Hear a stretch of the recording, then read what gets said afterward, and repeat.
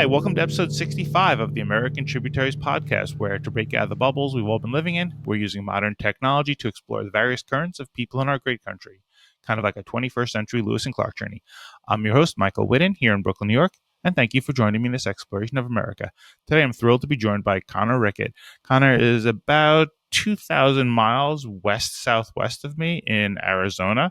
He's a professional writer and perpetual traveler, and our paths happened to cross one day in Jackson, Wyoming, where we happened to be at the same coffee joint. Connor, thanks so much for joining me today. How are you doing? And could you share a bit of your story? Oh, thanks for having me, Michael. And I'm good. How are you doing? I'm doing well. It's a cloudy day here in Brooklyn. I Cloud. would I would pay good money for one of those right now because I am in Phoenix and it is so hot. It's actually we've had a great summer so far. It stayed below the triple digits for the most Oh wow. part, but we have a low bar for great. Oh man. So but what it's is dry heat, right? So yeah, it's like the way you crawl into an oven and you're like, yeah, but it's dry in here, so it's fine. um Um, how long because I like so you're how long have you been living in Arizona, or you've had your roots of operations there, or your oh, base? that is a tough question to answer because I do travel a lot. uh I at one point I was trying to join the army when I was about 30, and they wanted a every address I lived at with one person who didn't live with me at each address to verify it, and I had to come in with a spreadsheet because there were I was wow. 29 turning 30 at the time I guess, and I had uh 27 addresses since I'd left home. oh Uh, wow. I Arizona kind of just it just happened. I went to college here, graduated college here, so that's where you have a lot of friends wherever you Mm. graduate college from. And, usually I'd go out and I'd travel, and then I'd be done with that, and by done with that I mean I'd be broke and I need somewhere to live semi permanently for like 3 to 6 months, and I put out a message to my friends, who's got a spare room, and somebody would always go, hey, me, and then. Uh, a lot of times I was in Arizona. I also really like Arizona. Mm. It's not all Phoenix. Like I spent a lot of my time up in Prescott, where a lot of my family is, and that's putting it that way, but it's actually that way, which means nothing to anyone watching this podcast because this will be a different direction for every single one of you. Yeah. But that's up in the mountains. Because that's one of those things about Arizona that people don't think about. They're like, they know the Grand Canyon's here, and everybody knows the Grand Canyon's a mile deep. But then when you're like, I live in the mountains in Arizona, they're like, Arizona has mountains? Like, how do you think we have a mile deep hole in the ground? Like, there needs to be something at least a mile high. uh-huh. Yeah, Uh-huh. yeah. Yeah, well, that's why we're doing this podcast, is to like break down barriers and inform people. But yeah, I traveled a lot. I still travel as much as I can. I've Hmm. actually, at a certain point in your life, you move from like when you're living out of your car when you're like 22, 23, you're an adventurous youth. If you try doing that when you're in your 30s, you're a sad loser on your way to a lonely grave. So you have to I think renegade. I think renegade. It's like you can be renegade. I renegade in like the that 30s. better. Yeah, renegade sounds better. I'm a I mean, renegade. our I'm a rebel. lifespans could be almost 100, so like, I mean, there's no reason to plant roots too early. I tend to agree with that, and yeah, now I've got a camper and a truck and all that, which is the point of having like a real grown up job, is you can do that sort of stuff. And I'm really lucky that I live in a time where remote work is possible. We've got this ability to connect across vast distances, which it turns out has positives and negatives, but overall I think is a positive. It lets me go places, work from just about anywhere, meet a lot of cool people, follow neat animals around because that's kind of my hobby. Now that my hobby is my job, I needed a new artistic hobby, so I got into photography, and Hmm. that's been a great excuse to go all sorts of weird places. Yeah. So where have you traveled, and what kind of traveling do you like to do? Ooh, I like to stick around places for a little bit if I can, because I find that if you're somewhere for a week or two, we get you get more of a feel for the place than you do if you're just there and gone in a day. If you go somewhere for a day, you check out the tourist stuff, and then you move on. If you're there for 2 weeks or a month or 2 months, you get to know people that live there. You get to experience more of the little things. I do just like the pure act of traveling, though. Where you're just headed down a road somewhere you've never been before. And I do like I've done across the United States several times and that sort of thing. And I really do recommend if people want to do a road trip, you get off the interstates, because the interstates are they're built for speed, which means they're like the shortest line between population centers that has no terrain in it. So by definition, they're sort of the shortest, ugliest path you can take between two places. But if you get off those and you go wandering down the old highway system and stuff, you see weird stuff everywhere. For one, they're much prettier because they were just anywhere they could put a road through. So they tend to follow river valleys and wind through hills rather than blast through them, and all Mhm. sorts of cool stuff like that. But also, there's an enormous amount of this country that is essentially off the beaten path. We've got, for all practical intents and purposes, the interstates are rivers. Towns and everything, population grows along them. And it's one of the really cool things if you look at the world at night. One of those pictures where it shows all the lights everywhere at night. You can see a handful of roads, and you can actually pick out the Silk Road, which I think is crazy cool Oh wow. because so much civilization has grown along that from China to like Syria, there's this line you can see connecting all the cities, and there's just that one line. And if you look at it, it's the Silk Road. But for most of the world, population is concentrated along the rivers and the bays because that's where it was easiest to transport goods. So that's where civilization built up.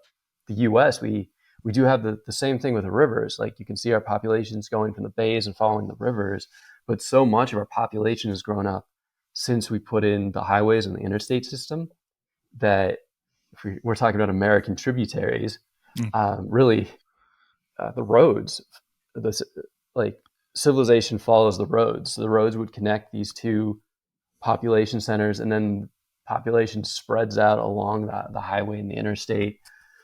But so much of what's happening in this country is off those sort of main arteries and out there in the little capillaries and tributaries out to the side. So you really never know what you're going to see out there. And it's a million weird things. And like it's not something you can really put into words. And the other thing, of course, you get the feel for, which, as you know, when you're going across the country, is just this place is huge,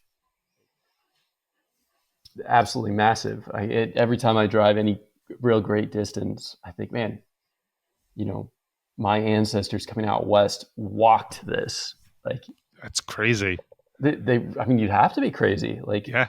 who's like, I hear there's good farmland 2,000 miles that way. I think I'm going to pack up my 12 possessions and my 16 children and I'm going to walk.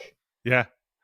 And didn't even know if it was 2,000 miles. It's just really far, unfathomable distance. Right. Yeah. And I also often get to like geological features and I think, man, some guy got to this on foot. Like every time I go to the Grand Canyon, like you're going back like 10, 15,000 years, there have been these waves of humanity that have gotten Yeah. to the edge of that thing and just been like, well, I don't know what your cussing policy is on this podcast, but they've It's okay. had whatever the current dialect's word for like uh, a very strong oh no. Yeah. Like Yeah. so many times that has been uttered at the edge of the Grand Canyon. Like there were so many people that were like, shit, Yeah. like just Well, I mean, but that's also part of like that idea of the people who uprooted themselves is like you really didn't even know what you were in for. You had not a clue. I mean, imagine just kind of like on the trail, and all of a sudden, like you encounter like the Grand Canyon, or and you can make like a tiny little mistake in where you're going, and all of a sudden you're like, wait, I was supposed to be in like I thought there were like pine trees and stuff, and instead I'm in the desert. Oh, I guess we should have gone right instead of left. that's one of my favorite stories about like so as you go across the U.S. There's this weird thing where the farther east you go, the smaller the object can be and still be called a mountain. Like by the time you get to the East Coast, you guys have like mountains that like west, like once you hit the Rockies, like would be like unnamed hill 47, Yeah. and, and it's like this grand historical mountain. But and then the opposite thing happens with rivers. Like I've gone back east. I've had issues where I've gone to like I've looked at the map and there's been like you know Jackson's Tiny Creek or whatever on the map, and you get there and it's like 20 feet across, and me from the west, I'm like, that's a river. Because if like there are things called rivers here that you can jump across, or in cases walk across. Like there's just no water in them half the year. Mhm. So the Oh. farther west you go, like the smaller it is, and it's still a river. Farther Oh. east you go, the smaller it is, and it's still a mountain. But the reverse is true. So, like you were talking about Lewis and Clark at the beginning. One of my Yeah. favorite stories from their journey is when they spotted Pikes Peak. A few of the guys from their group were like, "Well, let's go climb that mountain." And you talk about people going places you have no sense of scale because everything you've ever seen is a mountain out east, and that's like a big mountain there is a couple thousand feet high, right? So these Yeah. guys are really headed for a 14er, literally the only 14er any of them have ever seen in their entire life. This thing is 5, 6 times as big as any mountain any of these adventurers have ever seen.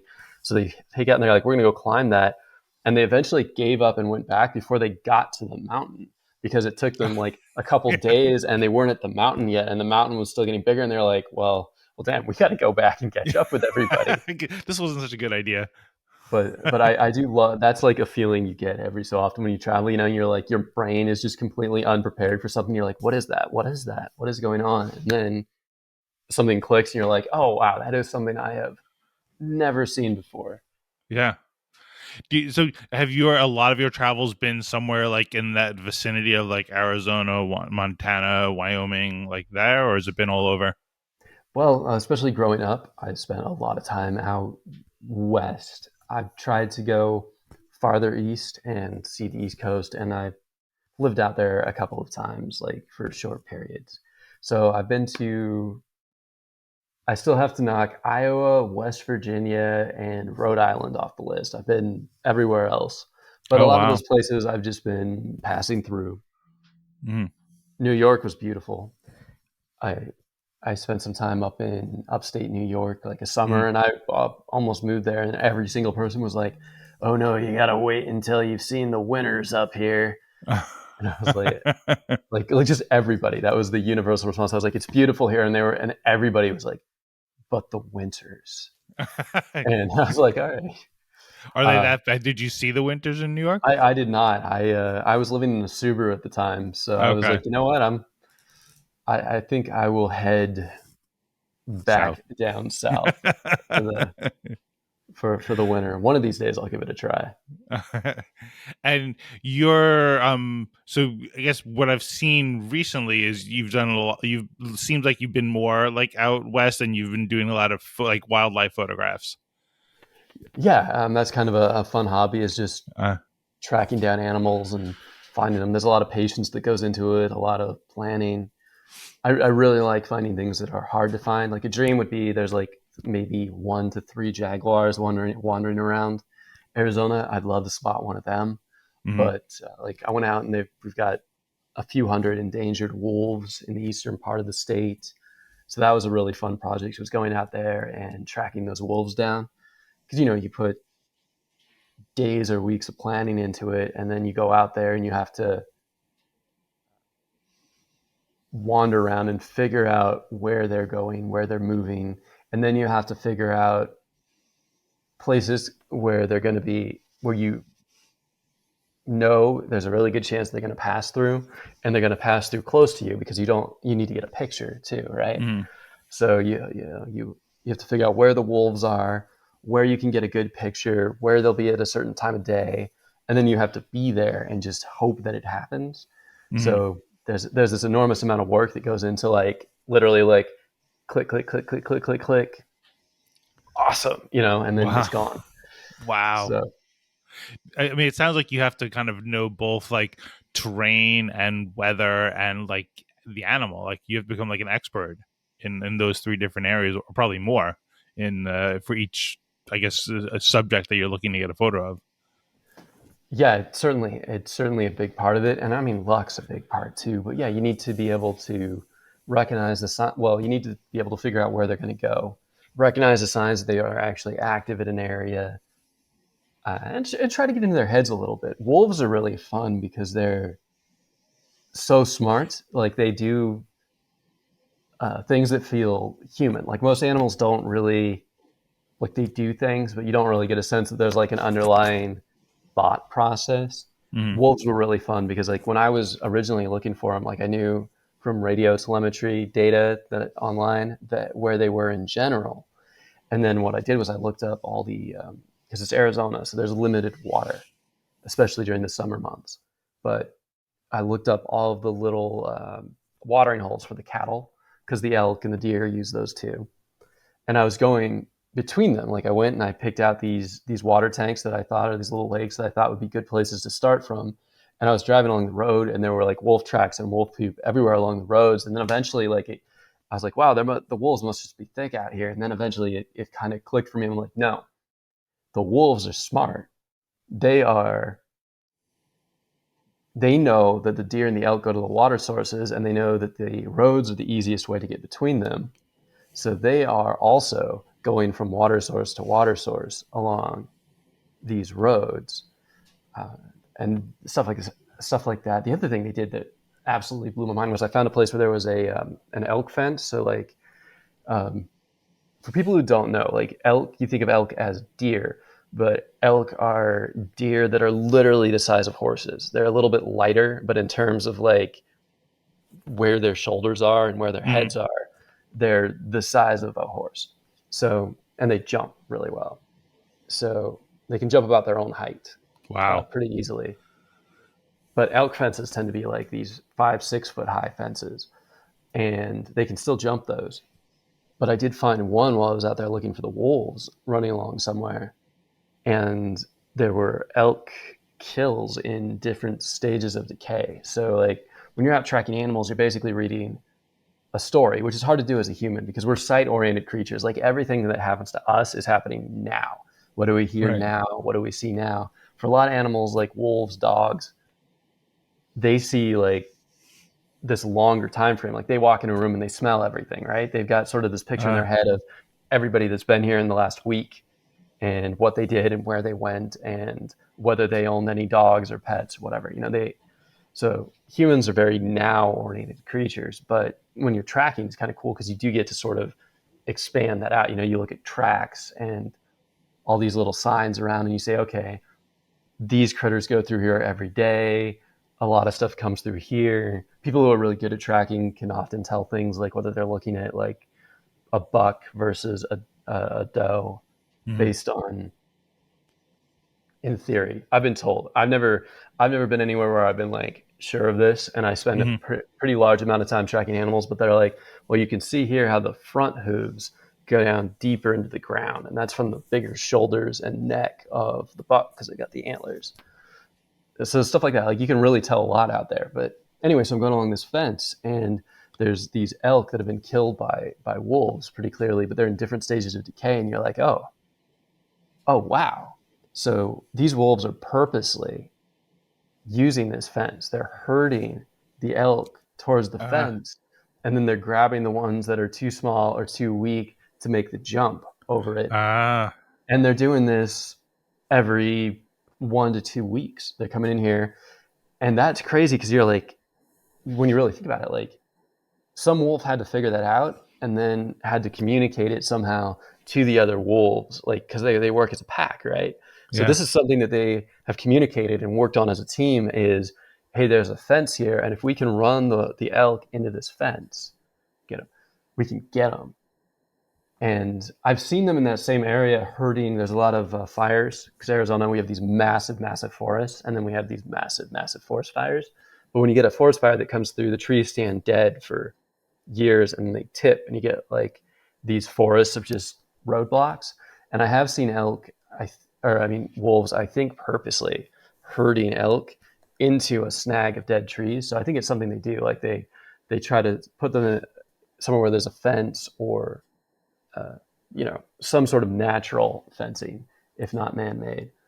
So it's Wow. really interesting to get out there. And yeah, I guess given that I've just gone on like a 10-minute deep dive into the thought process of wolves, yeah, you do have to kind of get into their heads.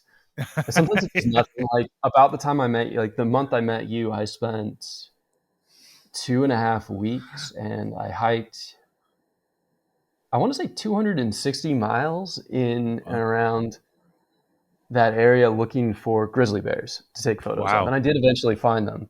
Uh-huh. But, a lot of times, like what it really is just legwork and patience. You either sit in the same place for hours, several days in a row until you get lucky, or if it's something that, you need to get out there and look for, Mhm. you find likely spots and you just go, and then you go, and then you go. So searching out grizzlies seems to be not necessarily the safest thing to do. Do you have to take a lot of like precautions there? I mean, could you be like those mountain climbers where those people on the Lewis and Clark journey where they were just like, this seems like a good idea. Wait, this wasn't a good idea, or was it good the whole time? Well, a large part of like living like a somewhat adventurous lifestyle is Uh-huh. that you have to embrace the fact that things do go wrong and they are uncomfortable and they are occasionally dangerous. Like the reason most people don't do it is not because they're lacking in something, it's because they have more common sense than the people that do it, I think. like it's not that when people are like, "Oh, I wish I could do what you do." And I'm like, "Well, maybe you do. Probably you'd get out there and you'd be like, "You know what? No. No, I don't." And that's totally reasonable because most people have spent far less time, for example, trapped on mountaintops during like hailstorms than I have. uh, And but there's a certain group of people that you're like, well, that's the price I pay to do the things. mhm. And yeah, seeking out grizzly bears is not necessarily smart. I mean, generally speaking, bears don't hurt people, but it is important to keep in mind that that decision is entirely within the purview of the bear. Like you don't actually have a lot of say in whether or not a bear eats you, right? That's a bear decision. And that's a decision that bear is going to make game time. Not one that you have a lot of feedback to give the bear on. So yeah, there is a certain amount of caution. It's good to be in groups. uh, There's a lot of things you can do as a human being that significantly reduce your likelihood of being eaten by mhm. predators. You don't act like food is a Mhm. big one. So don't be nervous. Don't turn around and run away. Mhm. Just clearly be calm. You're in that space, and they're in that space, but you're not seeking an interaction, and you're probably not worth the trouble you'd be to chase down if. And I mean that normally works. Every so often, it doesn't work for someone. We had someone actually in Prescott, where I live. When I have a permanent address, Mhm. was attacked and killed by a bear a week ago Mhm. in the mountains out there, and he was living out of his truck camper. So I had a couple of my friends send me texts going like, "This wasn't you, right?" And then, Oof. which obviously you have to wait a day or so before you answer those, just to keep people emotionally invested. But, but yeah, there are inherent risks in this. But I mean, you also have to be cognizant of the fact that like anytime you're out in the wilderness or you're out doing anything by yourself, the most likely cause of your death will be you doing something stupid, right? Like Mhm. for everybody that's out there looking for bears that gets eaten by a bear, there's like 10 of us that are looking for bears and trip and fall off the trail and Mhm. roll down a mountainside. Mhm. So I think for a lot of outdoorsy people, probably like the last thought that a lot of them have. The ones that do, the small minority that do meet a sticky end. I think probably there's a lot of people whose last thought is, well, that was dumb. Ah, It's because I've had versions of that where obviously I haven't died, but every so often even if you know what you're doing, you're out there and you make a bad call and you're like, wow, that could have been bad. yeah. The Do you do most of your like traveling or your wildlife like photo hunting done, is it like is it national parks, is it some other, like where are you doing that? Well, there's a lot of just empty land out west and national Mm-hmm. forests and stuff. So a good chunk of it is just, you go out somewhere. Mm-hmm. And national parks have some perks. The animals tend to be a lot less skittish around humans. But no, the national parks are a relatively small chunk Mm-hmm. of the West. So most of what I do is out just anywhere. You go. That's the main reason that I do like living out west over back east. Back east, kind of all the land is owned, which Mm-hmm. ironically makes it cheaper and easier to get decent sized chunks of land out there. Mm-hmm. But out here in the west, like the population centers are all pretty new, and pretty much everybody's concentrated in these relatively small areas. And you go 10, 20 miles in any direction, and you're in somewhere where you can just pull over and camp and be by yourself. Mm-hmm. um, Not as much as it used to be, even when I was a kid, but Mm-hmm. still significantly so. And then of course places like Wyoming, I mean, very much so. uh, I The day we met, I was camped probably 10 minutes from Jackson Hole, Mm-hmm. and that's a relatively hard place to camp by Western standards, like Oh yeah. Western US standards. Yeah. The So one of the, from as I've tried to like understand the country, like wrap my head around the immensity of the country, one of the things that I kind of have settled on is this idea of like thinking about people being like plants, or I think of grapes because I've been selling wine for like 12 years, and like grapes respond to their environment. They respond to the terroir, which is like the term that just captures basically everything about their surroundings, the elevation, the steepness of the vineyards, the sun, the rain, soil, all that stuff. And I think that people are the same way. And I think that to understand the different parts of the country, you really have to understand the terroir of where people are living to realize the consequences of what it's like to live in a remote area where the most likely cause of your demise is yourself, versus being where you're with like 26,000 people per square mile, where like there's a lot of other people that impact you, and how that that could change how you might frame the what a government does or what you expect from other people. I mean, absolutely. I did grow up in a big city, Las Vegas. It was a Mm, medium city when I was born, and then by the time I left it, it was a big city. That's and that's kind of a strange experience watching like someplace go from like 1 million to 2 million people in the time it takes you to go from walking to driving. yeah. Wow.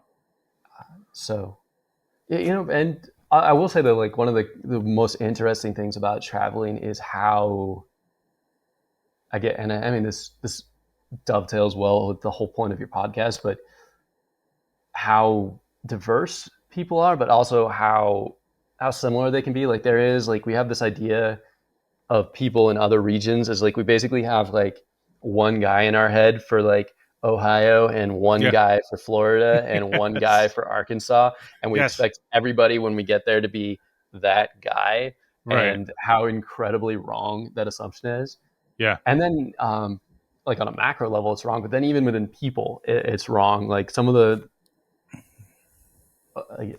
some of my absolute favorite memories from traveling are just like the unexpected people. Like there's a coffee shop in Kingman where this like the most California hippie guy you can imagine, and this old rancher ended up sitting at like a table like next to each other because it was just crowded that day, waiting for their drinks. And I was like one table over, and I'm a writer, so that gives me license to eavesdrop.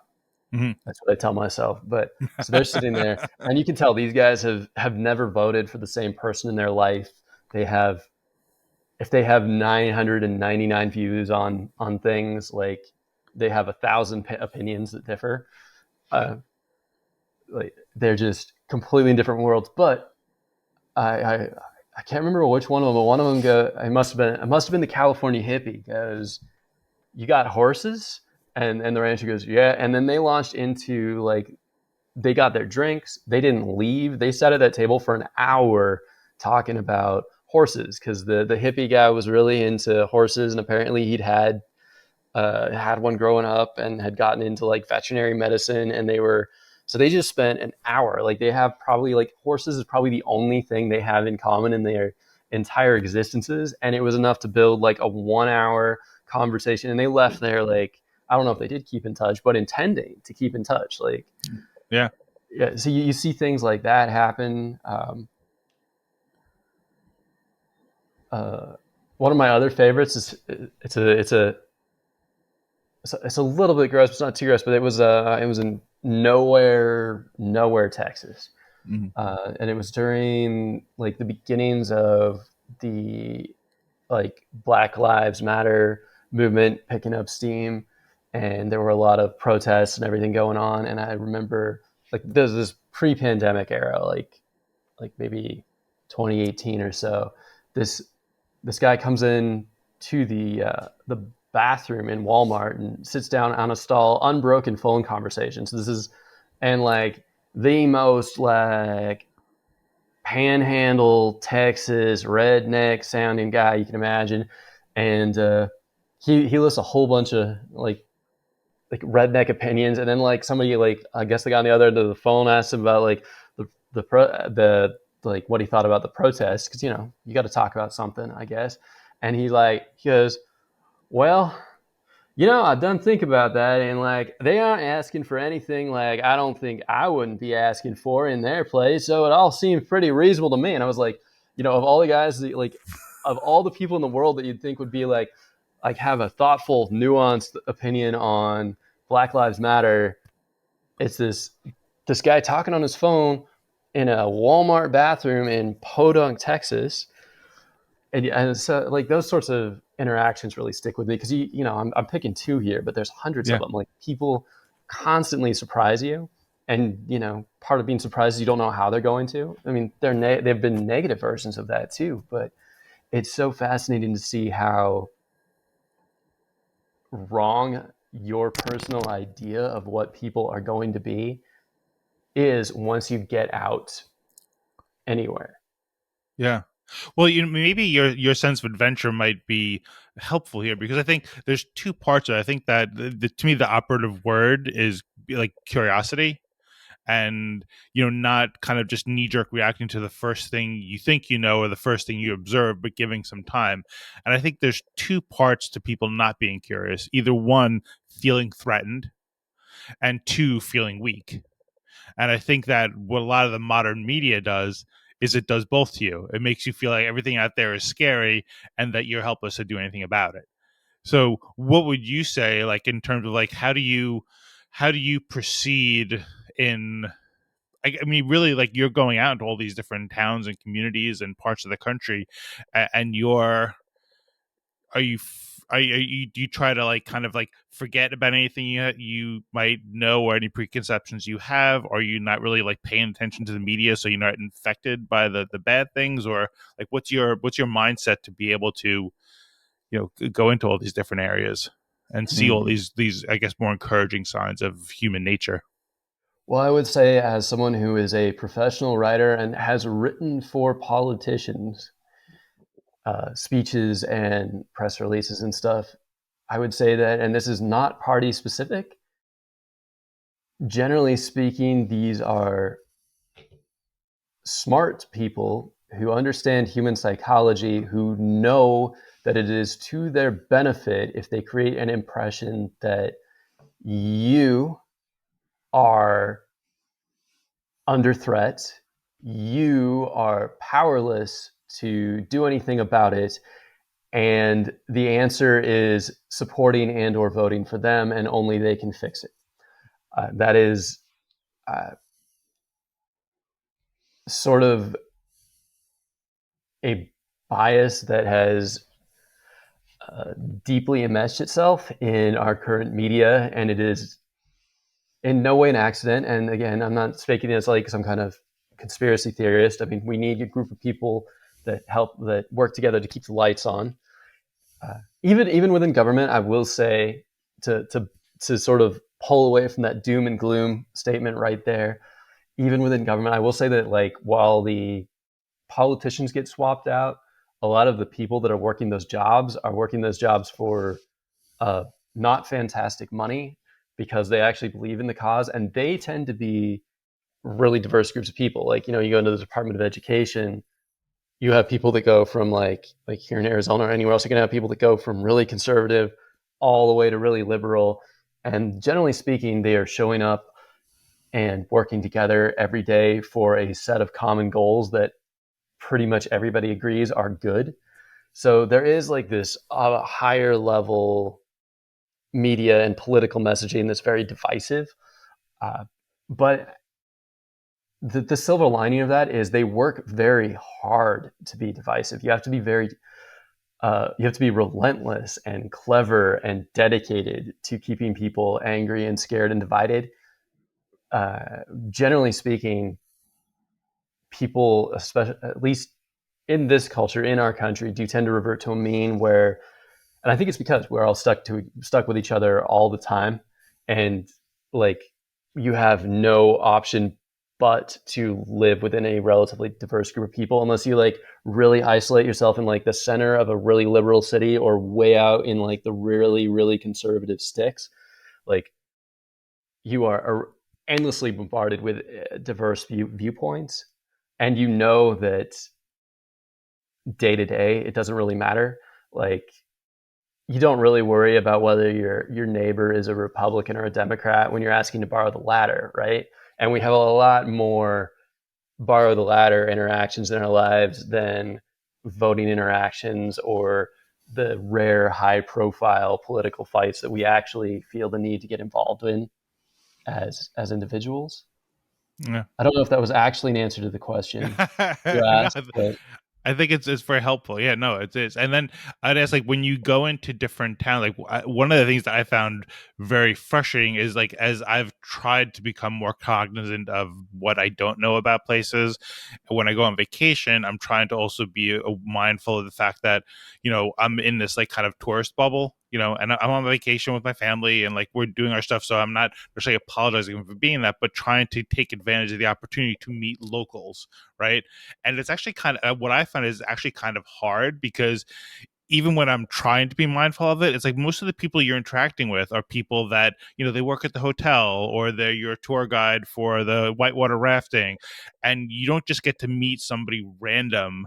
And like as like a local and just on like just face value without any transaction involved. So how do you have any tricks for getting to meet like local people or any places that you can typically go to, or any ways to strike up a random conversation that's satisfying?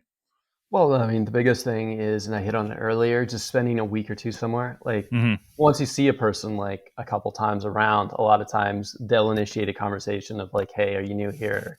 Hey, I've seen you a couple times," and I mean, you can do that too. I Hmm. find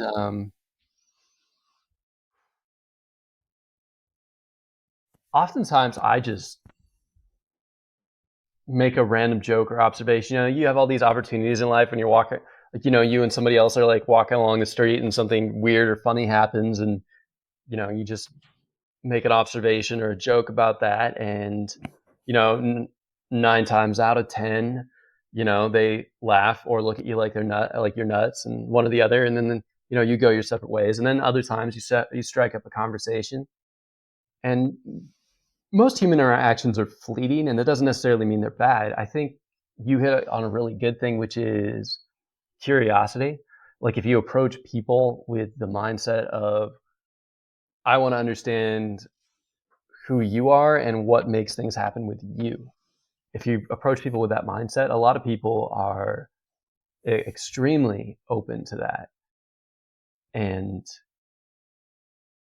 by and large, people want to be friendly, in my experience. There's always exceptions, and there are people that want to be left alone.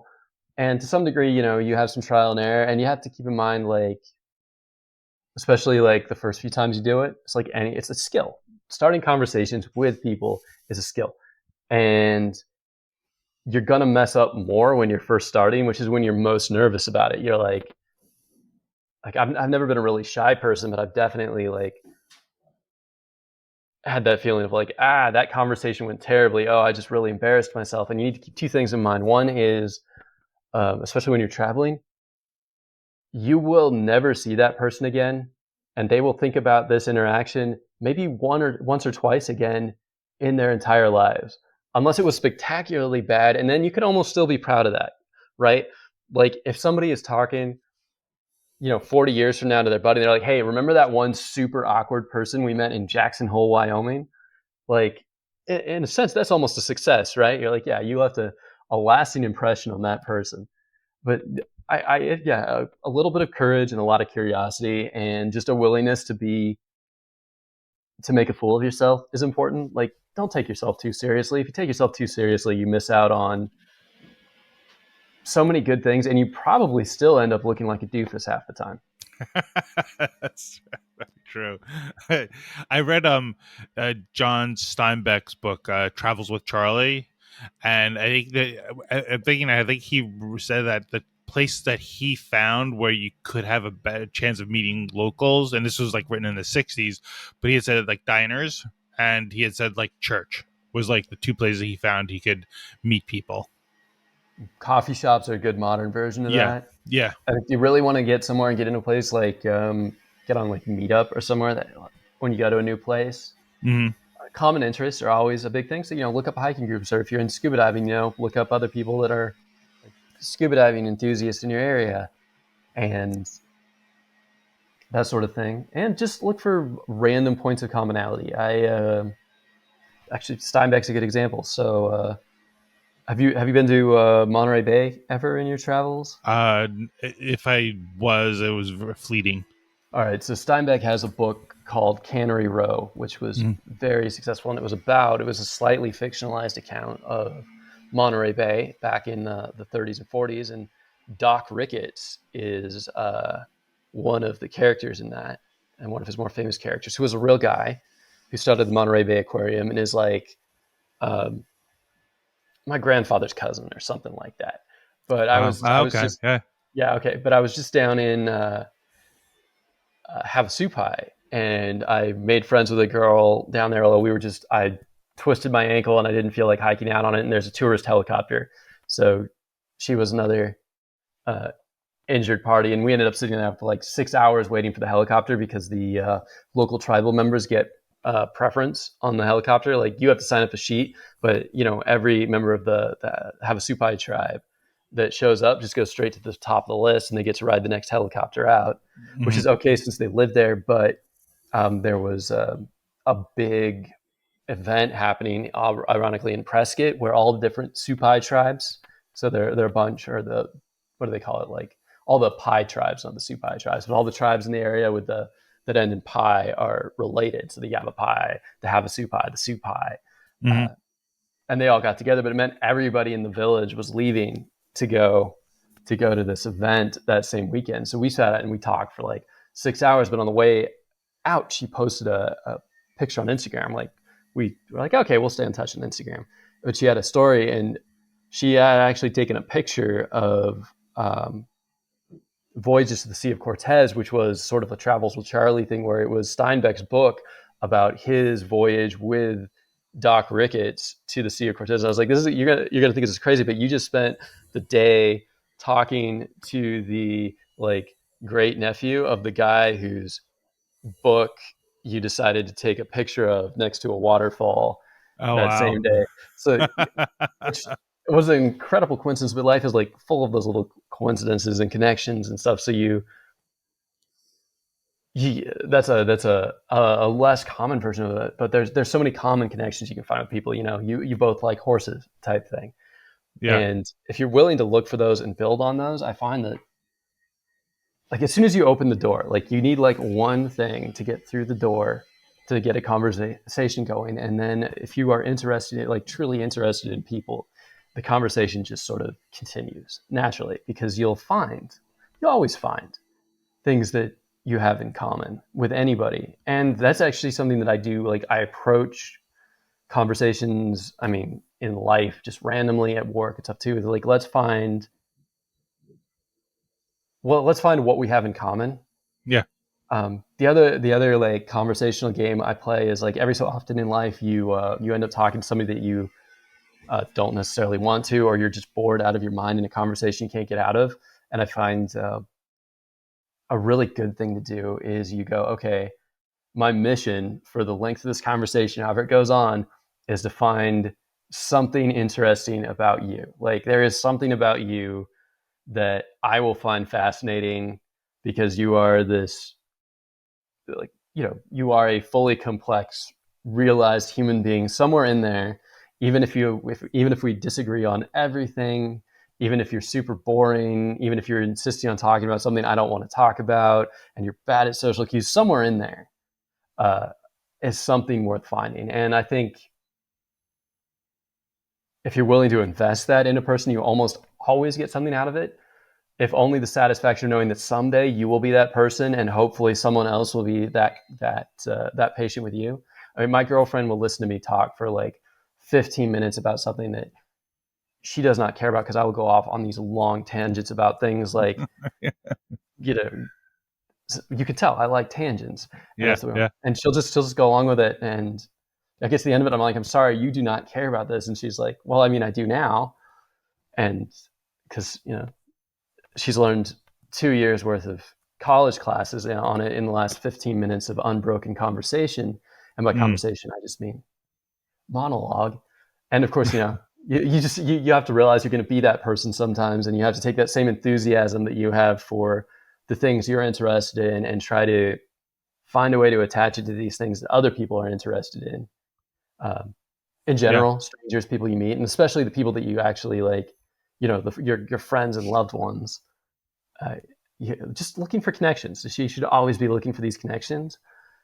And people are interesting. Once you get under the hood and you try to figure out like why they make the decisions they make and why they make the choices they make and why they do the things they do in their lives, like almost everybody's really interesting. Like the journey from where they started as this sort of blank slate to where they are is almost universally fascinating. Yeah. And I think there's almost like that. You need that humble perspective to kind of embrace that idea that everybody's interesting, not just you, and that there's the decisions that they make. I think in the context of their lives, in the context of their experiences, in the context of what they know and what they don't know, it makes as much sense to them as the decisions that you might make. It doesn't necessarily, and it's like I guess it's a difficult tightrope. But for me, I think that it's like you might have things you believe in, but if you want to engage somebody and talk about that, you've got to meet them where they are and build the bridges from there, not like kind of look at them from afar and just yell at them what they're supposed to be thinking because you don't know their journey and you don't know what's going to make sense for them at that moment. I think anytime we say this kind of thing, it's like I guess it's easy. It might be easier for me to say that as like a white heterosexual male, but I think that like everybody's got their own context, and I can only know the world from my context, and that's just like that's the only thing anybody knows, and we got to start from there, and then try to build those bridges with I think the curiosity and humility you talk about. Yeah, So and I mean it's always important to keep in mind that even if I mean, and you see it a lot. Like I mean, I'm not a parent yet, but I do have like I have a horde of young cousins around, and like you look at kids, right? Kids make, and one of the most fun things about kids is they make so many objectively terrible decisions, but there are few things I enjoy more in life than like listening to a 6 year old explain the logic of how they got to a particular place. And they always they always have a reason. Like they have yeah, a series of reasons that made sense to them. And then, the end of that story is, the kid's got like a garter snake, like, suction cup to his head because it's just like, but you're like, okay, so what was the series of decisions you made that ended up with a snake biting your face, and what can we do to make this like a different story in the future, right? But everybody has the reasons that they believe what they believe, and often within the context of where they are, yeah, they believe them for good reasons. Like Mhm. if you had been born them and lived through like what they lived through, there's a good chance that you would be viewing everything through the same lens they do. But yeah, just keeping in mind that everybody took a different path to get where they are, and even without questions of like race or privilege or any of that, people get dealt really different hands. You can be, I mean, the world is full of you know white heterosexual males that have had the world handed them to them on a platter and then ended up just absolutely at rock bottom, and guys that were born in terrible circumstances or had really rough lives or horrible breaks and ended up up here. And that's true of everybody. Even all these people, you have like essentially the same starting point and the same early life. People end up in different places, and often where you end up, how you got there affects how you see the world. And some of that is under your control, some of it isn't. But usually there's a good reason for why people end up believing the things they believe, wherever they end up. Yeah. And Yeah. a lot of times it's just, and you have to watch out for it as an individual. Like a lot of times it's just because you find yourself in an echo chamber. You're in like one of the most dangerous things you can do as someone who wants to be like a fully fledged, useful human being is surround yourself with people who agree with you.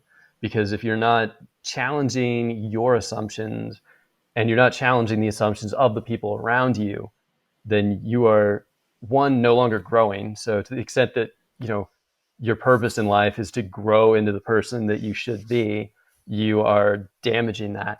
But you're also damaging that for the people you surround yourself with because they share all the same opinions. So you're holding them back, they're holding you back, and all of you could probably be better, more effective people who do more for the world and, get more out of the world if you were actually in a place where people were surprising you. Like you should never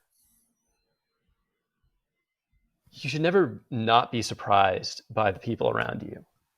And I mean, everybody's got that core group of like family and friends that, are, and you could pretty much, like my best friend, I have written his resume for him a couple times, right? Mhm. Like, and he's done the same. Like that's the level, like we know each other's history. We've now spent half our lives hanging out with each other way too much. Mhm. But you also have this larger circle, and I'm talking about that larger circle: your friends, your acquaintances, the people that you are getting to know, rather than the ones that you've known for years and years and years. But you should always have people you are getting to know, and they should always be people who are different from you in some way or Yeah. every way. But I even say that the people that you should also you still have to be curious about because they may go in other directions. So like I think like with my children, I think one of the greatest things about having kids that I found is that like they become their own people. So like one day I remember my son just kind of wanted to go into the music store and look at guitars or whatever, and it was just something like I would never go into Guitar World, but he wants to go in there, so I'll go. And you get the expose. So even the people that that are closest to you will open up new worlds to you. And to the extent that you're curious and encourage that curiosity, it opens up more. So I think that it's great to hear you talk about that. Um, Before we wrap up, the one thing I guess is like, so you said, so you get to work remotely and do all this kind of travel. What's can I ask, like, what's the work that you're doing that gives you this ability to, I guess have a livelihood, but also have so much adventure? Oh, I'm a just unrepentant corporate sellout. That's what I am. No, I work on the brand team for a large tech company. So Mhm. um, if you got a big company, you've got 100 different people that are running projects and have products and all this stuff. And I'm one of the a relatively small group of people that all those communications kind of flow to and through. So I make everything kind of sound like it's coming from the same person. Hmm. Because corporations all have their persona. Nike sounds different from Apple, sounds different from Microsoft. There are people that make Microsoft sound like Microsoft, that make Nike sound like Nike. Hmm. And then my job is to make a tech company sound like this particular tech company, and to some degree to help decide what this tech company sounds like, who are we, and then make Hmm. sure that it sounds like who we are. And it's a weird job. Like I always have mixed feelings about it, because it's like it's at this really weird intersection of, like, at the end of the day, what I do is convince people that they really need something that they didn't know existed 30 seconds ago. Hmm. Like my job is, and I handle most of the outbound communications, is to make people, like, I'm very good at making people decide they want to click a button. Is Hmm. is really like the job skill I'm bringing to this particular job. And on the one hand, that is the silliest, goofiest, most ridiculous reason to get paid ever, right? On the other hand, like, things swing millions of dollars, because you're talking about, like, if you make like 0.2% more people click this button because of the volume and the size of this company, it makes multiple millions of dollars. Yeah. So yeah, it's just, I just exist in a weird area of this job. It's silly that this job exists. The stakes are enormously huge, and I like it a lot better than like political writing. At some point, I'd like to go write books and talk about traveling and all that fun stuff for money. But for now, this helps me afford my camping and photography habit. Yeah. Both of Yeah. which are expensive habits. Like, you'd think like taking photographs and camping play and like living without a like a house would be cheap, but it turns out these are actually extremely expensive hobbies. Well, is it better that you don't have print film? You don't have to worry about printing film. Is digital make it easier to do what you're doing? I mean, yes, it does. Although all the No. kids these days are all back into film. Is They're that all talking. right? I, Yeah, yeah, which means my dad's sitting on a gold mine, because he has about 1.5 million old point and click, oh like, wow. film cameras that he bought during the 2000s when film was dead. Uh huh. Because he was like, someday these will be worth something. I'm like, yeah, whatever, dad. And then He was turns out right. he knew what he was talking about. He was right. Yeah, It the all comes back phonograph never around. went away, so I guess print film. There's It's more of an art form, because you have a really limited number of tries. You don't have the instant feedback, so it's, in a lot of respects, it's still much cooler than digital film. On the other hand, like, I need to take like 400 pictures of a grizzly in, a minute, in order to get like two pictures of that grizzly that don't completely suck, if I'm lucky. So, and the instant feedback helps too. So for Yeah. me, I'm totally cool with the digital. And I do miss film canisters. Those things were incredibly useful. We had those when I was a kid. Yeah. Like Yeah. my and dad's entire garage was organized with film canisters and Yes. Folgers coffee cans, neither of which exist anymore. Yeah. I was going through my old film, and I guess I don't, I don't necessarily mind the idea of like not having to worry about negatives anymore. But but I find that like our family has like 110,000 pictures in our family like iPhoto album. It's a completely unmanageable, but it's still pretty easy. Like what's fun is like the kids, when they have an idle moment, they start looking at old baby pictures or old videos of themselves, and it's all pretty accessible. So, like, and what's interesting is that from the kids these days, it's a little bit harder to know what's memory and what's a photo. You know what I mean? Because like they've seen so many photos of themselves, and we've captured so many. It's like, what do they remember? Do they remember the actual experience, or do they remember the photo that they've seen, so many times? Yeah, when I have kids, one of the things I think I'm going to do for them is just take very few videos and photos of them, like from age like 5 through 15. I'm just Uh, going to let them have like that awkward tween thing, just be the same um, black hole it is for me, because like I have there are, there are like no photos of me from that era, and I'm pretty okay with that.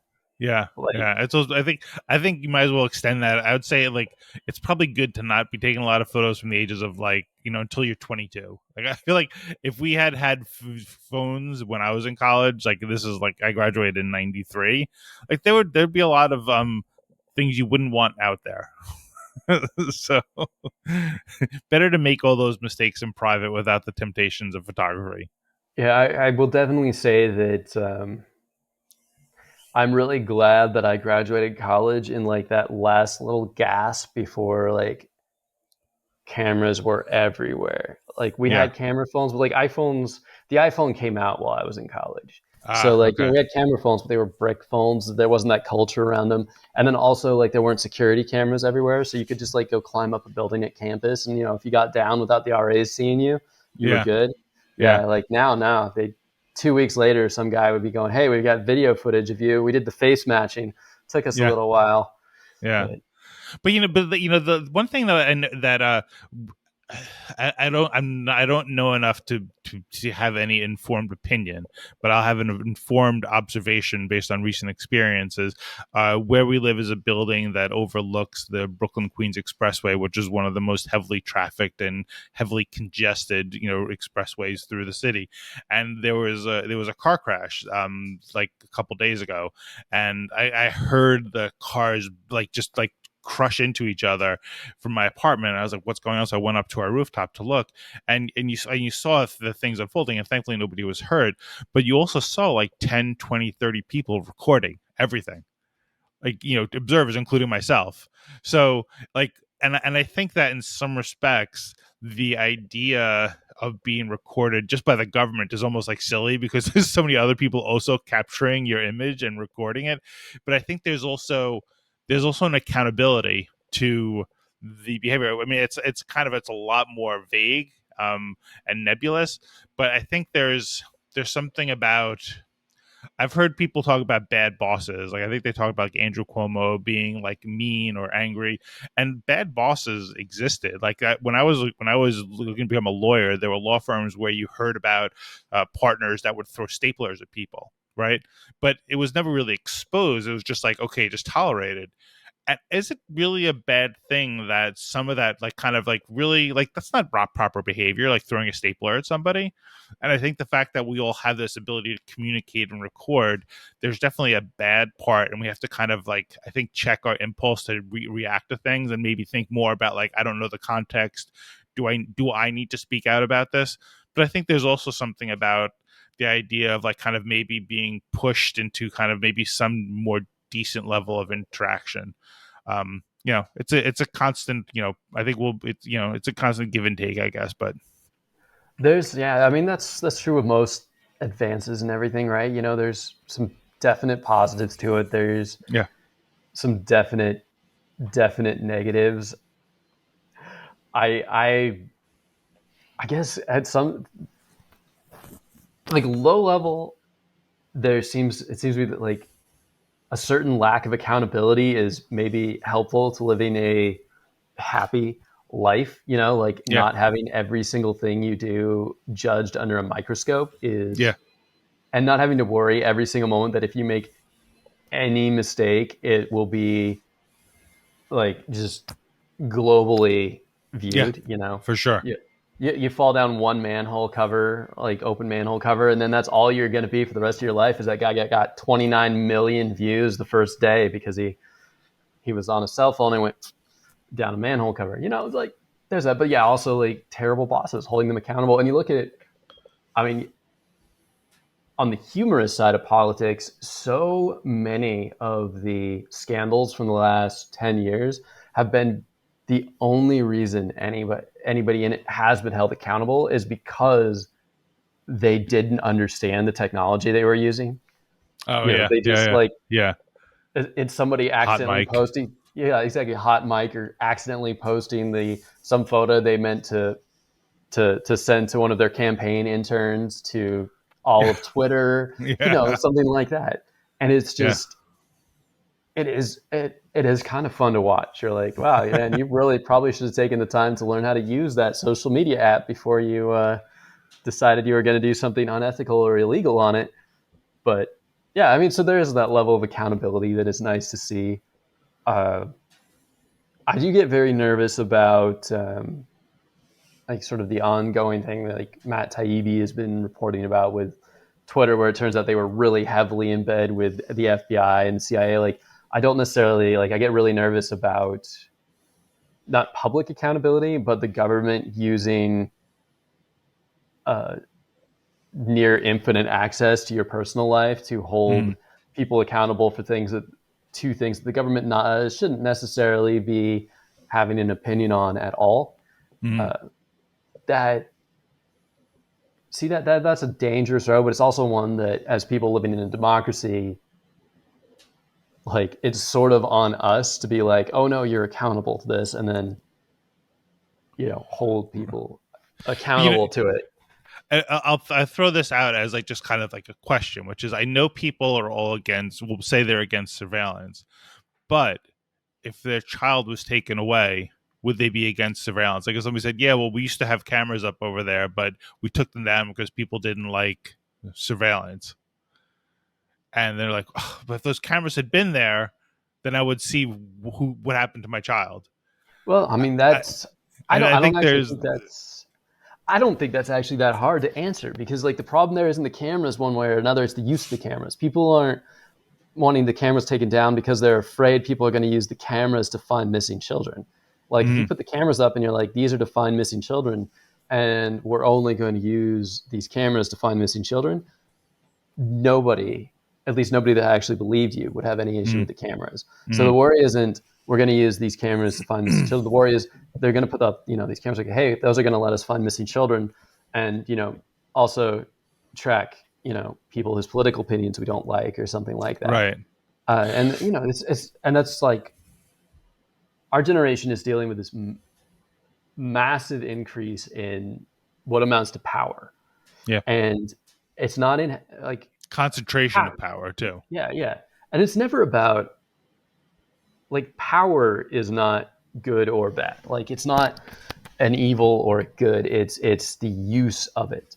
And the whole point of our style of government in theory is that the people who have power are, one, interchangeable, and also held accountable to it.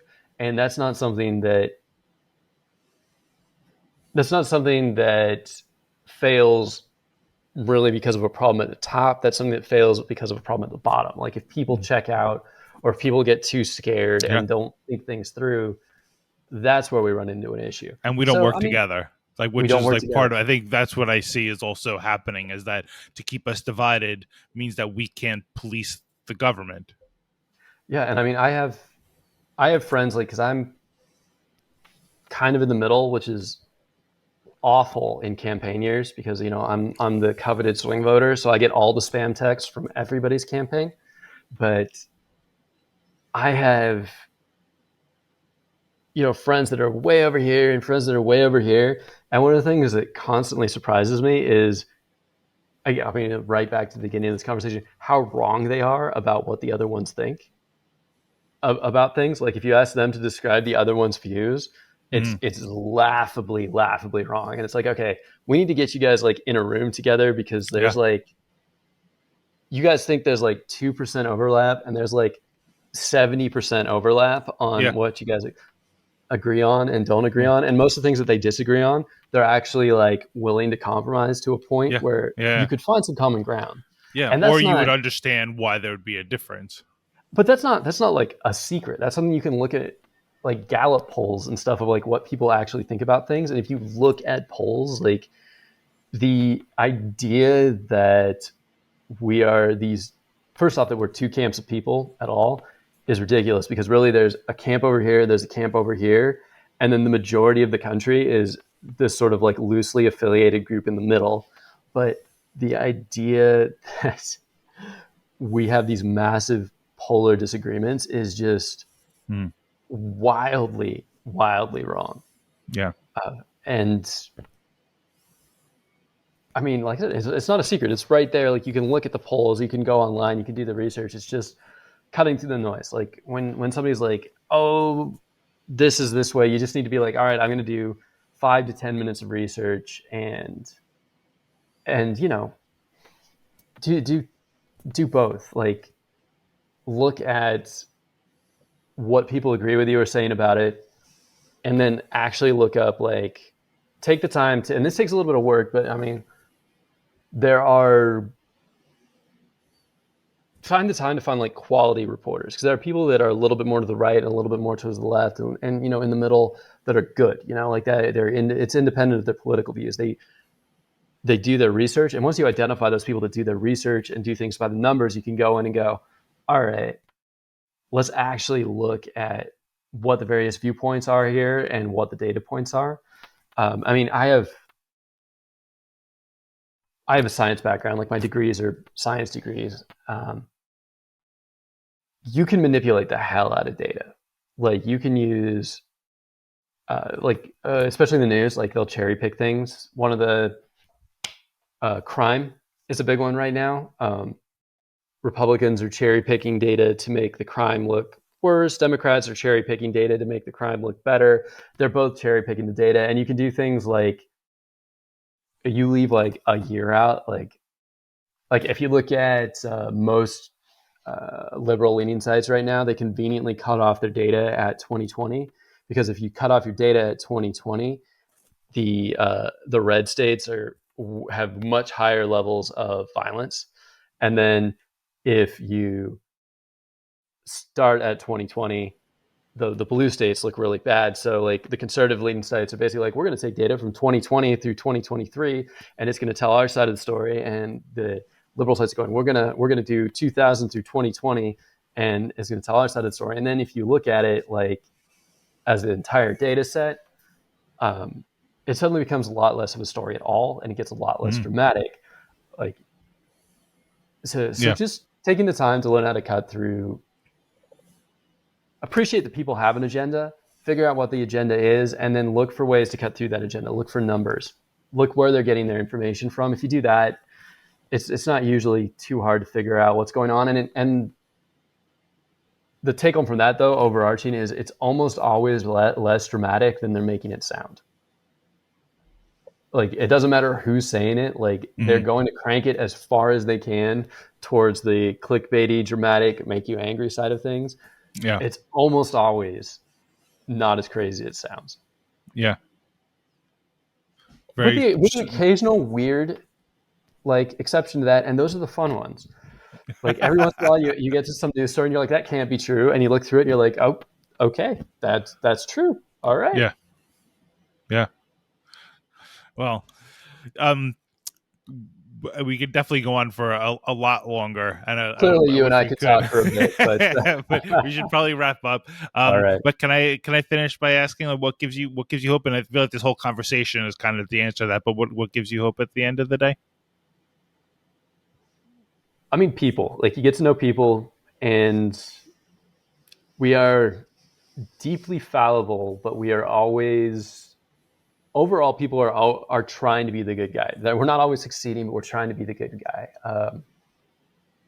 There's a Terry Pratchett quote. He's a great British writer. He described humanity in one of his books, and it's always stuck with me as not as a thing, but as a place. And he says, humanity is the place where the falling angel meets the rising ape.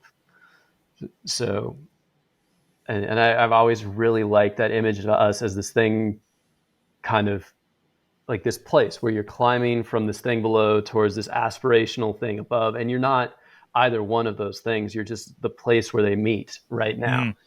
And the truth is, like, the honest truth is, in order to keep this thing that we've got going here going, like the fact that you and I are talking to each other across the continent right now, none of this would work unless almost all of us were getting up every day and making the choice to make it work. So the fact that the ice cream isn't melting, the power is on, water is coming out of your faucet, clean water in most cases, that is right there. Anytime you can turn on the shower and hot water comes out, you know that almost everybody is working to make the world a better place, or none of this would be happening. Yeah. That's Yeah. my hope right there. Yeah. That's great. Great. All right, O'Connor, thank you so much for doing this, and thanks for the patience and diligence to kind of like, I guess, reconnect here almost a year after our initial meeting and at that great coffee place. This was fantastic. I had a really good time talking to you, Michael. Cool. Thank you. All right, and thank you to all the listeners and viewers out there. May you go out and explore our country with curiosity, respect, compassion, and humility. All right, take care.